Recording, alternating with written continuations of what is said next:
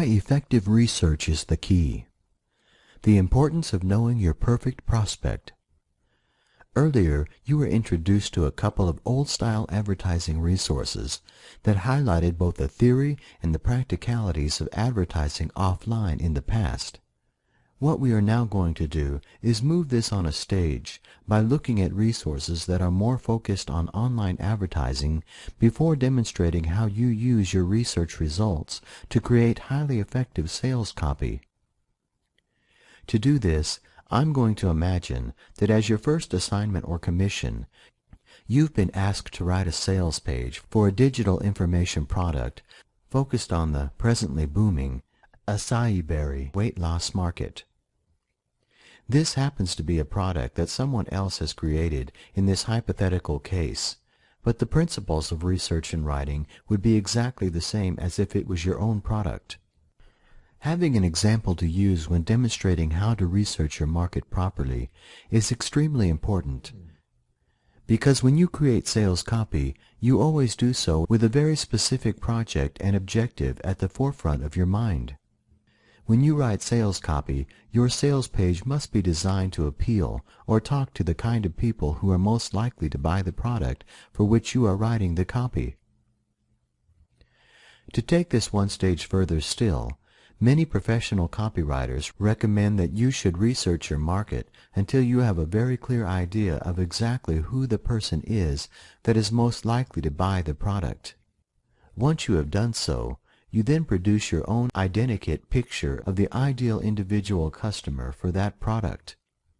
By having a clear picture of your ideal prospect, it becomes much easier to write effective copy with this single individual firmly fixed in your mind's eye, rather than trying to write in a way that appeals to the faceless, amorphous mass that is the market.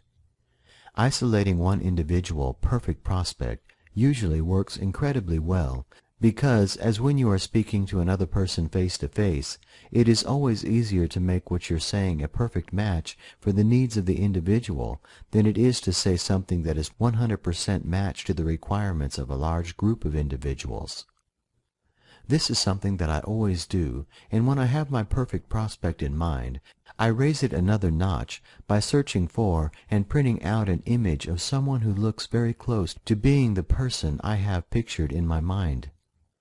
I then stick this as close to my monitor as possible, so that every time I sit down to work on the copy, I never forget this person at whom every word I write will be aimed. So, the first research step is to establish exactly what kind of person makes up the target market for the product for which you are writing the copy. The exact information that you need to create your perfect identikit picture will vary from case to case and situation to situation. But the following are some of the more obvious factors that you should consider when establishing who your individual perfect prospect is: age, gender, family situation, income, location, and any other interests. You also need to establish whether there is any money being spent in the market that you are writing copy for, even though this is the kind of research that the product creator should have done well before deciding whether it was worth making the product or not. It helps you to establish how hard your copy is going to have to work to generate sales. Although in the early days it is unlikely that you are going to be in a position to do this, after you have established yourself as a recognized copywriting expert, there may be situations where you turn down a commission because your research indicates that there is no market for the product in question. You might do this based on research into whether there is any money in the market. In my experience, it is far more profitable in the long run to be selective about the work you do than it is to accept everything that comes across your table, especially if instead of accepting a flat fee for your work, you are being paid based on results, which is something I will return to later. By the time you are in a position to be selective, you will also have a reputation to protect. So sometimes accepting an assignment for a product that is going to be very difficult to sell is not going to help your business in the long run. In the long term. Consequently, Having the capacity to research whether there is money being spent in the market is vitally important. There is one other factor that you need to consider as well, an intangible that nevertheless has the capacity to dictate whether your sales copy is extremely successful or far less so. This is the fact that no matter what market or niche you are working in, the people who populate that market will have a common language, a jargon or argot that is only known and used by insiders. In my experience, less knowledgeable marketers who are attempting to get into a new niche for the first time commonly make the mistake of not understanding or appreciating that in every market sector or niche there is a specific form of language that differentiates those who are in the know from outsiders.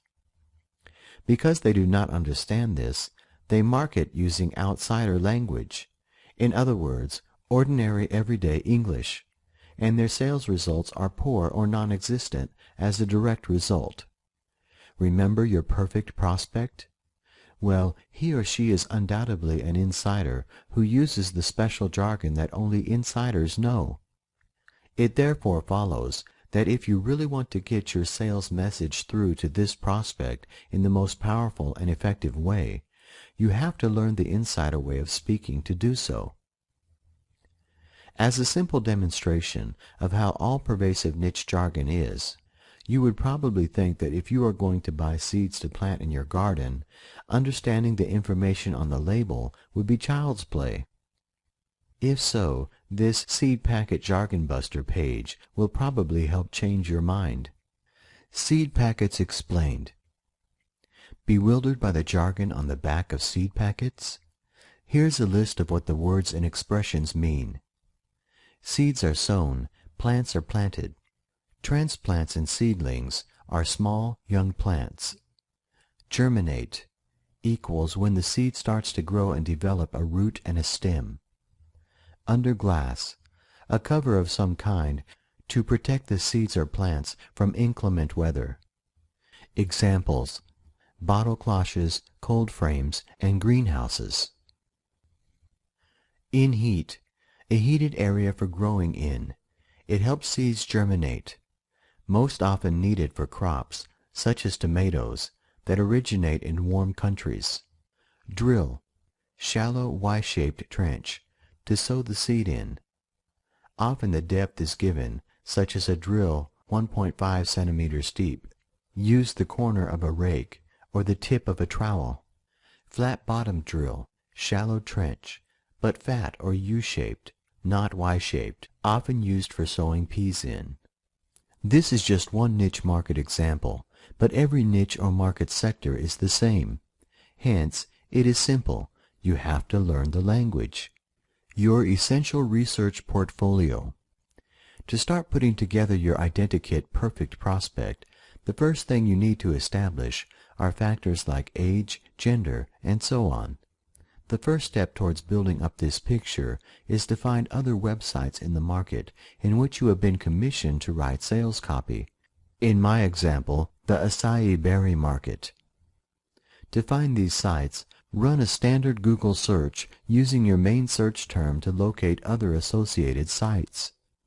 What you're trying to do is build a short list of half a dozen sites that are specifically focused on the market for which you are thinking of writing copy. Consequently, results that represent individual pages of a site like Wikipedia or Amazon.com are no use to you. It is only the subject-specific sites as highlighted in the previous screenshot that you can meaningfully research. However, checking out some of the related searches at the bottom of the page can sometimes help to find additional sites if you cannot locate half a dozen suitable sites on the first couple of results pages. What you do next is head over to Quantcast.com to study the demographics of the audience who use each of these sites. Sites. Investigating at least a handful, as the demographics for each individual site will be slightly different. Thus, by investigating more than one site, you build up a more accurate composite picture of the market for this type of product than you will if you research just one site alone.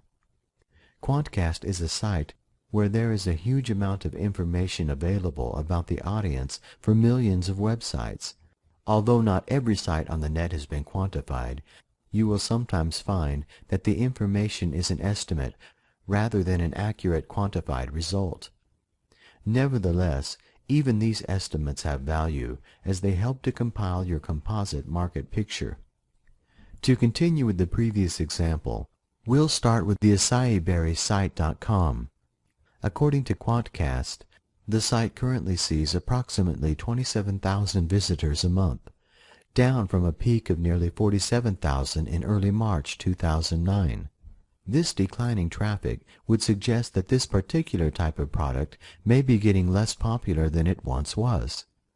Although this is not directly relevant to the job you are doing, it nevertheless helps you to build up a more accurate picture of the market in which you are being asked to work, so it does have value.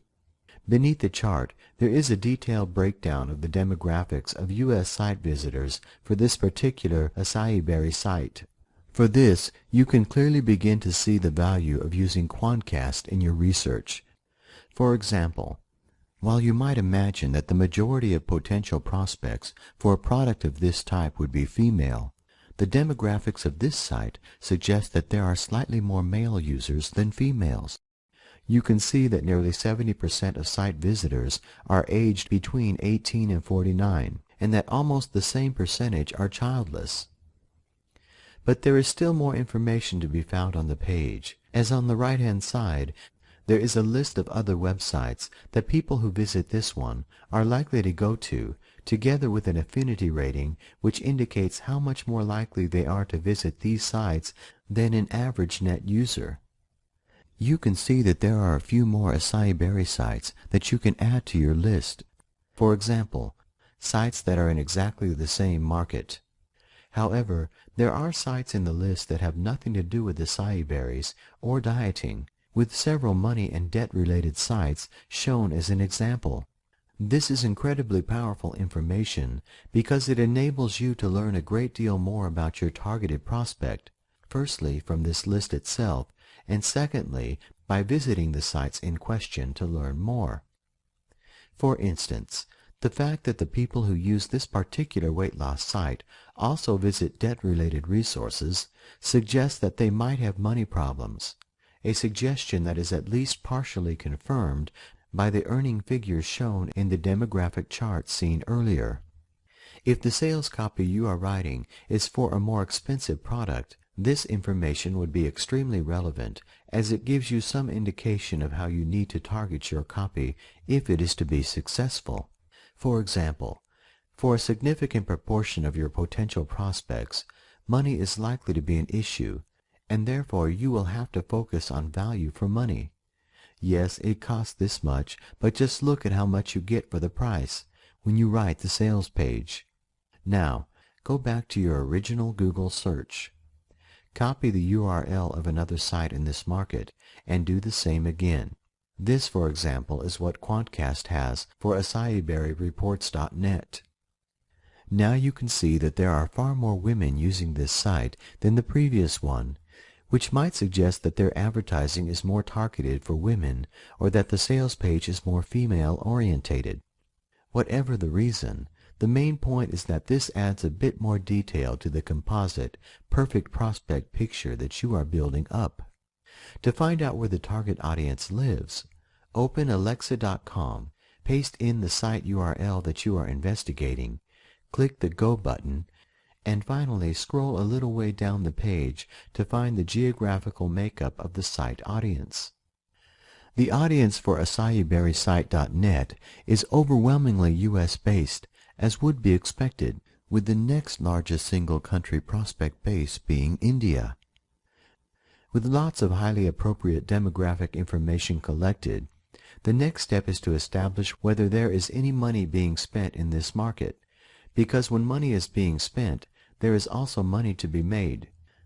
This is a very simple step, as all you need to do is go back to your original Google search results page. A quick look at the page indicates that there is the maximum allowable number of 3 adverts at the top left corner of the results page, with another maximum 8 on the right-hand side. This immediately indicates that this is a market where there is plenty of money being made and spent. But for further confirmation of this, scroll to the bottom of the advertising skyscraper on the right-hand side of the page to click More Sponsored Links. Clicking this link pulls up a page that highlights how many advertisers are trying to get their advertising materials on the first Google search results page for the search term that you have used. There are 253 advertisers competing for the same search term. With that number of competitors in the market, the cost per click is going to be very high, proving that there is indeed plenty of money being spent and therefore made in this market. The final thing you need to do is research the market jargon, the insider language the people in this niche use when they are communicating or talking with other insiders. To find where these people congregate and communicate, you should search for niche-appropriate forum sites, because it is these sites that people use when they are looking for other net users with similar interests to theirs. To continue with the same example, I would search Google for Acai Berry Forum or forums, because by default, Google will list the most popular forum sites at the top of the results page. In this example, there appears to be no specific Acai Berry forums, but there is plenty of information available in associated forums, such as on the weightloss.fitness.com forum site and the others shown here. In other markets or niches, you will, however, find lots of forum sites, so start by researching the ones that are most popular and work down. Remember that what you are attempting to do here is to infiltrate the insider language that people in this niche use when they are communicating with each other. Consequently, this is not something you can do overnight, as you need to find an active forum or two where you can lurk while building up your knowledge of insider vocabulary and language use. Once you have observed what is happening and what is being said for a while, you should have a reasonable degree of understanding and knowledge about what happens and the jargon being used. After you have reached this stage of reasonable knowledge, it is time to test what you think you have learned by getting involved in the forum yourself. In other words, you should start your own threads where you attempt to use the jargon of the market in the appropriate way. When you sign up for membership of the forum, I would not necessarily recommend that you use your proper name. Although there will probably be no real problem if you do, remember that you are using this as a test, and that until you have tested what you think you know, your reading of the situation may be completely wrong. If so, then other members of the forum might be more than willing to out you as an unwelcome alien, or even worse, some kind of scam artist, which is a tag that you definitely do not need attaching to your name. So, using a pen name as a way of protecting yourself against false accusations is generally a good idea. When you start posting threads of your own, try to do so in a way that is challenging, interesting, controversial, or shocking, as this is the best way of eliciting responses from other members. It is these responses that will really indicate just how far you have come, because if you use the appropriate jargon in your original thread, but don't go over the top, and receive replies in a similar vein, you immediately know that you're on the right lines. If not, you may need to do a little bit more research before trying again, with a different pen name. But once you learn the language that works in your niche, you have the secret key to your perfect prospect's purse, something that very few other copywriters will ever have. How much research and what to do with it? In the early days when you are first trying to find new clients for your business, you are not going to be snowed under with too much work. Consequently, when you're just starting out, it will pay you to go over the top in your research efforts, doing far more work than is justified by the fee you are going to be paid, as adopting this approach will ultimately benefit your business. In the first instance, the more research data you compile, the more professional and effective the copy that you produce is going to be. A high-quality professional sales page into which you have put a great deal of research is far more likely to sell a large number of products than a sales page that has just been thrown together with a minimum amount of background work. The more sales your copy generates, the quicker you are going to establish your reputation as someone who can write copy that sells, which, of course, makes it far easier to attract new clients and additional work. Another benefit of putting in this extra research in the early days is that you are still perfecting your craft and your ability to research properly. As this research ability will be an asset in the future, this represents another benefit that will ultimately put more money in your pocket. What I would also recommend is that when you are perfecting your research tactics, you write everything down, adding appropriate screenshots and the like, so that you have a detailed how-to research guide of exactly the way you do things on your computer. As a supplement or alternative to this written guide, you could create screenshot videos to demonstrate exactly what you do when you are researching.